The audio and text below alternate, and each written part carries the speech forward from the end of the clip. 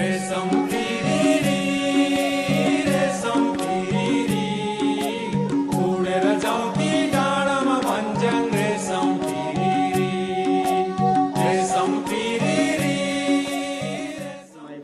owns a lot of farms. They were rich people in the country, in the district, in the village, and they have a lot of farms. A lot of my parents did farmings, do cattles and plow and cultivate, harvest, and they do a lot of sales, and from that they make a lot of income. At the age of 12, the government forced my parents to leave the country. So I left with them and became a refugee at the age of 12.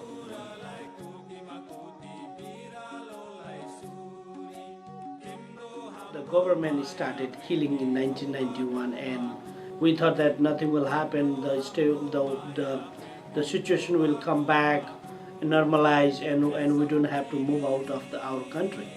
But unfortunately, by 1992, the government started putting warrant on us and arresting and killing, and then we couldn't able to survive in that situation. And in 1992, the army came to my home and told my dad, so leave the country by 13 days. So we have to leave. Do you were you there when they told your father that? No, I was looking after the cattle. I see. On the field. So I couldn't imagine, because we had a whole lot of property and we just left with nothing. Leaving all the cows and sheep and goats, everything, and all belongings as it is, and leave the country with crying, with much unhappy where we could be ended up, whether we died anytime on the way or we will survive, so we don't know anything. We came to the border, Nepal and, the India and Bhutan, and we stayed there for 5 days. And the Indian authority didn't allow us to stay anymore there, and we have to leave that place for Nepal. And we left there, and we came to Nepal, and on the very day we arrived in the border of Nepal and India, there was a heavy rain, and finally there were a whole bunch of trees falling down. It's like a tornado came up. And finally there was what I remember, there was a police station, and the house was built concrete, and everybody got inside the police station. They let us in and stay for a night because this is a heavy tornado, and then we survived. And next day it was so whole lot of damage seen outside. Yeah.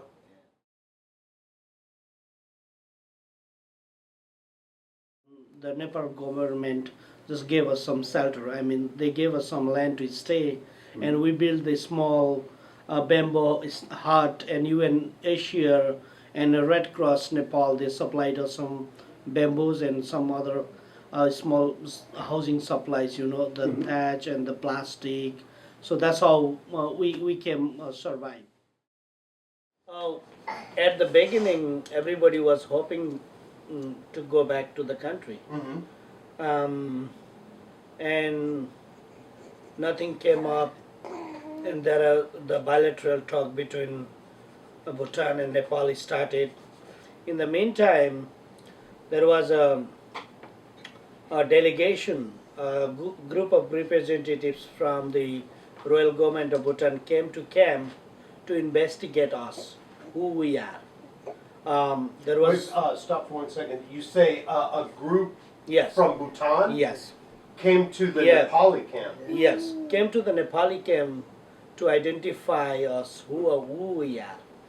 And they, in the same family, they categorize the family members. The people in the camp, they become so angry, and they just react on that. And they left.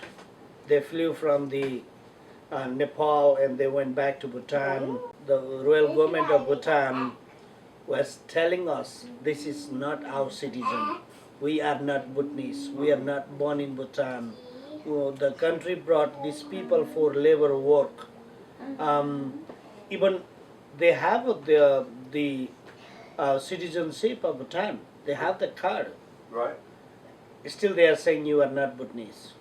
So this kind of false uh, statement keep on making by the prime minister, by the king, and these sorts of things happen, you know, and finally nothing was be a part of solution.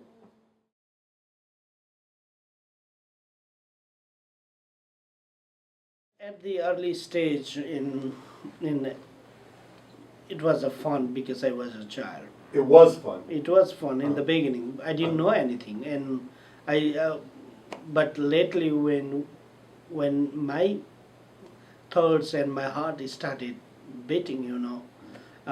So it's a refugee camp, and we don't have enough to eat. We don't have enough place to go. We don't have good shelter. We don't have good food to eat always, you know. And we were hungry all the time. I was hungry all the time. And there was when there is a wind, there was a heavy rain. We got to plow the covers on the roof and then hang it over. Otherwise, the wind blew away our house. So this kind of things started worrying me all the time, you know. And the education system, we fortunately got time to go to school. The school was open, and the teachers were our seniors from the Bhutan and from the camps, but that's not enough for the human life, you know. So we went through all the wars and very difficult life in our lifetime.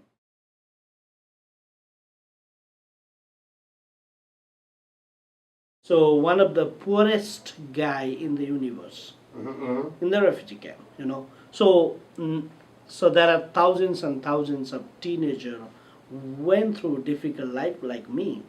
But the other fortunate part is I used to play soccer.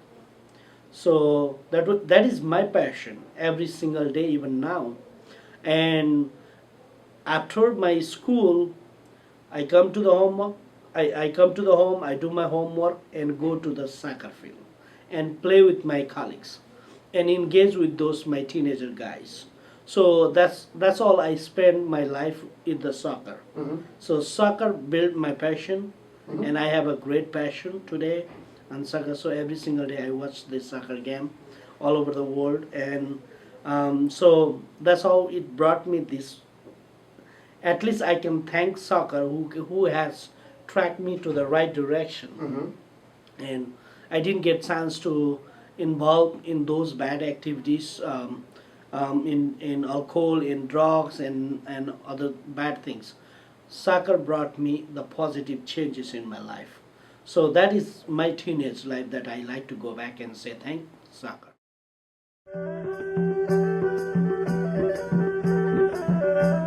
Yes, we were from same refugee camp. We went to the same school. She was just a junior to me. And we were having a love affair from long time in the refugee camp. So I married her just a year before I come to US. But tell me, how did you guys meet? You met in the camps, yes? Yeah, we were on the same refugee camp. Uh-huh. We went to the same school, and I got married in 2007 with her, and 2000, yeah.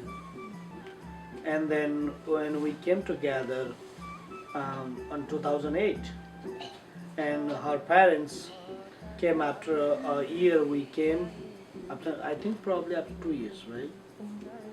And then they are in the Rochester now.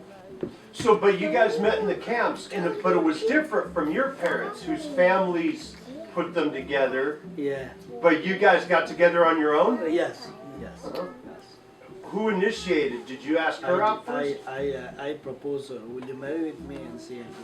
And she agreed the first time? Yeah.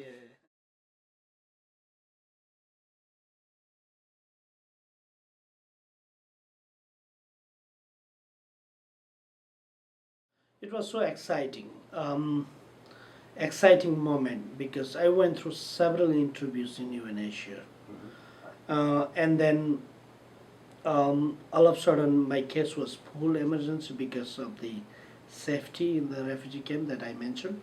In the early phase of interview, there was two kinds of votes in the camp.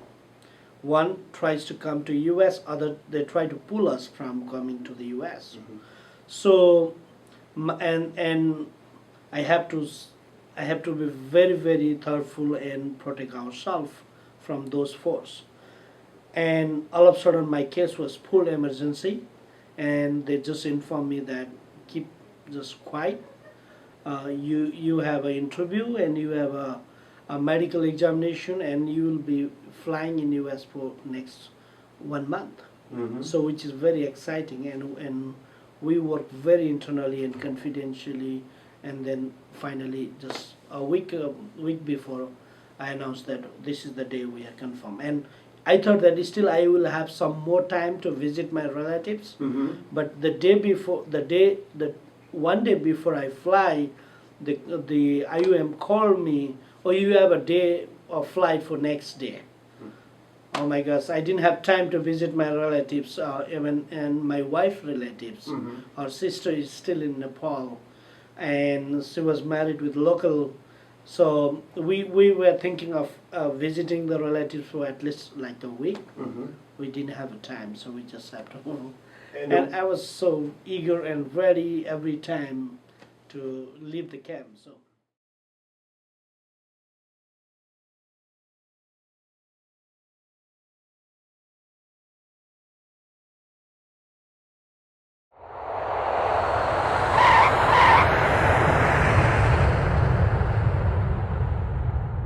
Actually, is very another interesting to tell. Okay. Interesting story. I was planning to come to Syracuse because my uncle and my grandma, who is now 98 years old, they were resettled 2 months, 3-4 months prior I come, and then I told in the processing unit that I want to go to Syracuse. They keep on denying me. And they scheduled me to go to Texas, Houston. Okay. And they didn't listen my voice. They didn't listen my petition. They just say, "You go to Texas. You go to Texas." So all of a sudden something came up in my mind while flying. When I come to New York at JFK, I told my mom and dad, "Sit on the floor, start to cry. I will interpret for you." And then once they are here, they started crying. And the reason behind is we tried to come here. They didn't listen our voice, and we were afraid in the overseas because our case may get denied. So anyhow, we want to get into the US, but we want to come to Syracuse. So I just came up with a different strategy and plan. So I told my mom and dad to sit and cry. So they listened us. But they told me, "Why you want to go to Syracuse?" I said, "This is the reason." So I want to go to New York. I have a dream. I don't know how does it looks like. Whether maybe Syracuse or maybe New York City, it doesn't matter. But I want to come to New York. So, and then in the JFK, we argued and we told them to go to, and they finally listened. They called Syracuse, a resettlement agency, and they called my uncle, and uncle said, "Okay, I am ready to welcome him." And finally we got next day, and on November 14th, 2008, I came to Syracuse.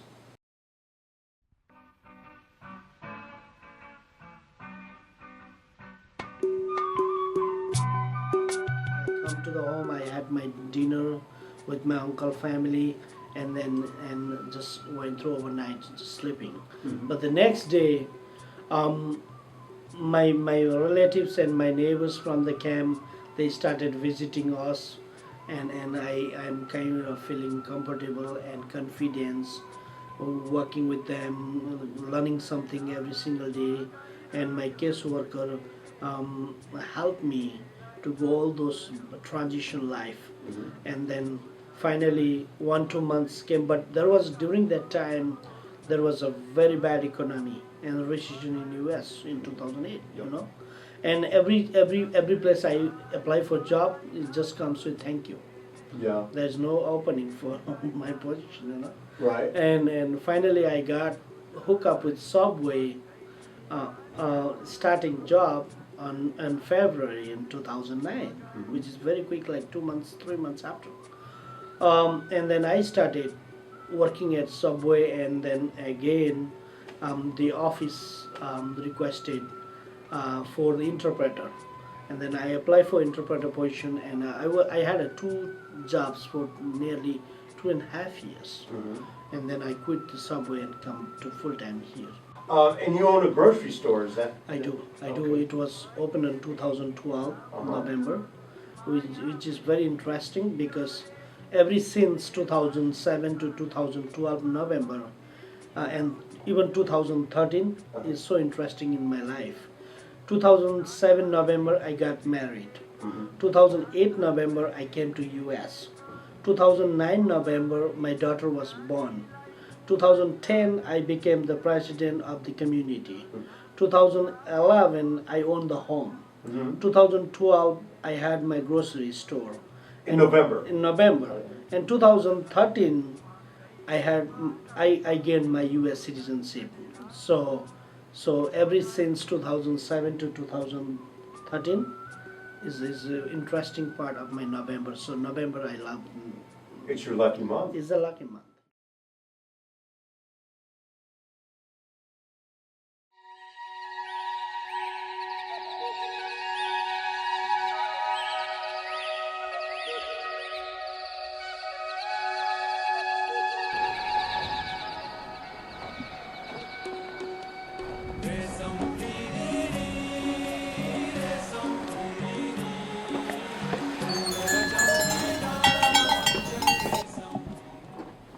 I feel like we have a big community and there's a huge need of ethnic food.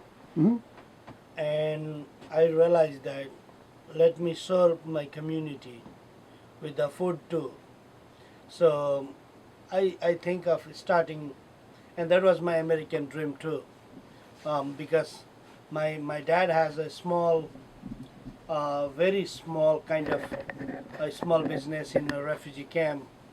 He sells different kinds of food from the local kind of vegetables, and I was impressed by his, the work he did in the camp, and I started, and he could help us so that we can do it easily.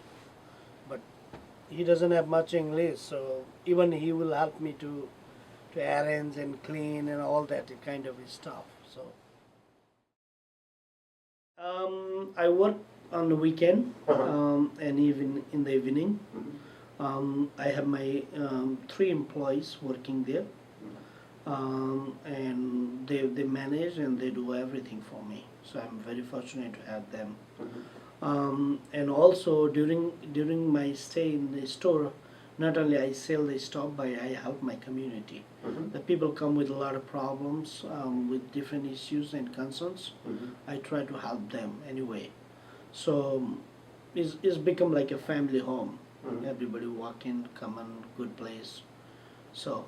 And you work there on the weekends? Yes. Those are the different kind of scents that we got from overseas. For the ladies. Yeah, for the ladies' men's, Yeah. same thing. Yeah.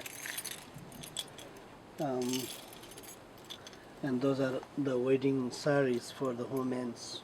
Yeah? And for the girls, when they are ready for the wedding. Yeah, they wear those? Yeah, during the wedding ceremony. They're unsure when they Yeah, and when they're from another you know, place. the people come for ATM and they never used in their life. And I have to train them. It's a kind part of like orienting them too. Yeah. Teach them how to use the PIN number and then follow the instruction and get the money. Our stuff comes from Nepal, India, and from New York City mostly. And we also get local produce. Yeah? Yeah, we get local produce from farms and from regional market, and then Mostly those foods we get from New York City Yeah. in the Mespat area. There's a big warehouse store like Chinese, Indian, Bangladeshi, so many countries. The big warehouse, and we get the stuff from different stores. जाने जुन त तिमीलाई म pickup पनि गरौँला नि त बरु म पनि रेडी छुइनँ म यहाँ दोकानमै छु कि यहाँ मामा आइपुगेपछि म त्यही बाटो आउँछु तिमी घरमा चिया खायौ ए रेडी भएर तल झर नि त म त्यतैबाट पिकअप गर्छु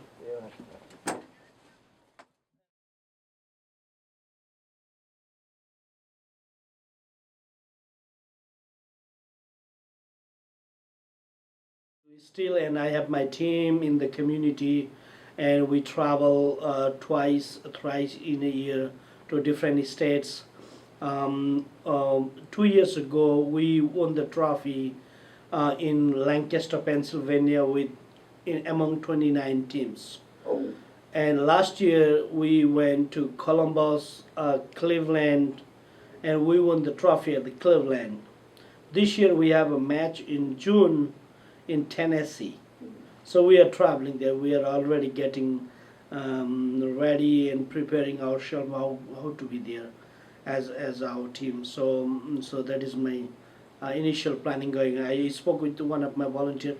How do I get 20 soccer balls for next season? Let me have 20 because I need 10 at a time at the field for practice my guys. Yeah. So I'm kind of manager and coach, Mm-hmm. but I don't have much time to invest with the guys in the field. Mm-hmm. I have a captain who does all those my work, but I just manage those kids and try to bring together and there are a couple good kids who play now from the different soccer club and they are so much energized to build their career in the soccer field in future. So which is very good news for us as a community, as a family. So that is the good.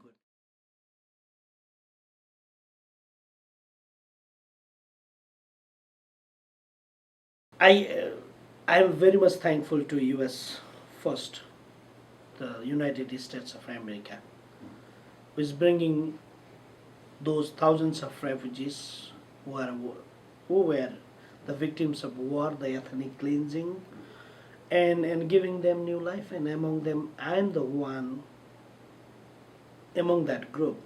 And I have accomplished a lot of things, and I see a lot of things that we can do, and I can achieve my American dream. So it's a good success in every single step. So the good credit goes to this agency that I work now. This becomes my family, this becomes my home, and all the co-workers become family members. I'm thankful to the city, I'm thankful to the Onondaga County, I'm thankful to the state of New York and the United States of America.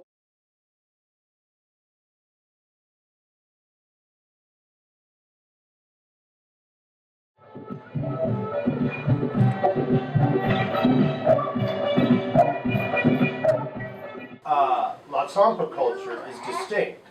It's distinct to a part of Bhutan. It's part Nepalese, but it's something that you guys have developed over a couple generations. How do you see that culture surviving on into the future now? That's a very interesting question, and it's very challenging for us as a leader of the community, and is totally in our hand and responsibility to how to protect and prevent our identity to this generation. And I'm worried how my daughter and this young son will keep my identity and our culture alive. We have a culture that we live generations together. Like in my home, we have 3 generations now. My parents, and my kids. And in some families, there are like 5, 6 generations that live together. Okay. And generation by generation, they keep watching the kids, and they don't have time much engaged in those bad activities, and have distraction.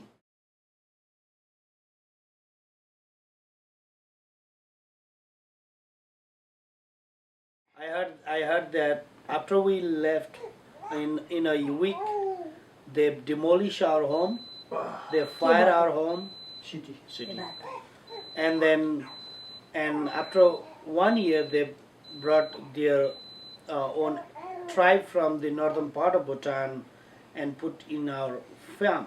You know, there's somebody still living in our farm.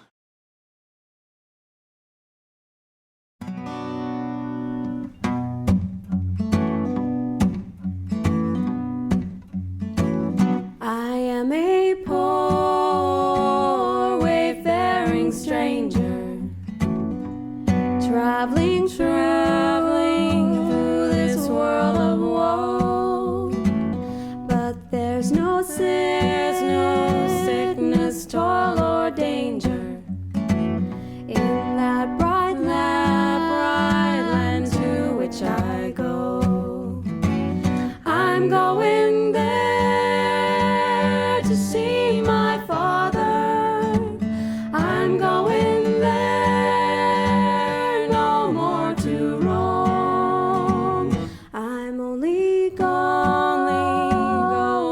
over Jordan. I'm only going over home. I know dark clouds will gather round me. I know my way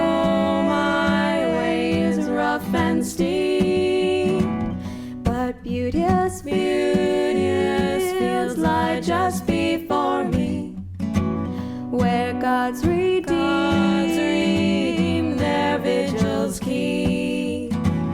I'm going there to see my mother.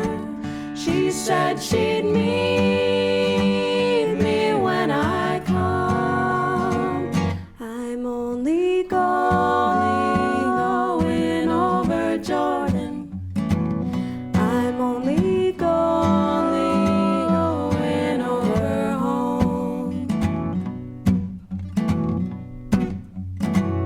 I'll soon be free of earthly trials. My body laid beneath the soil.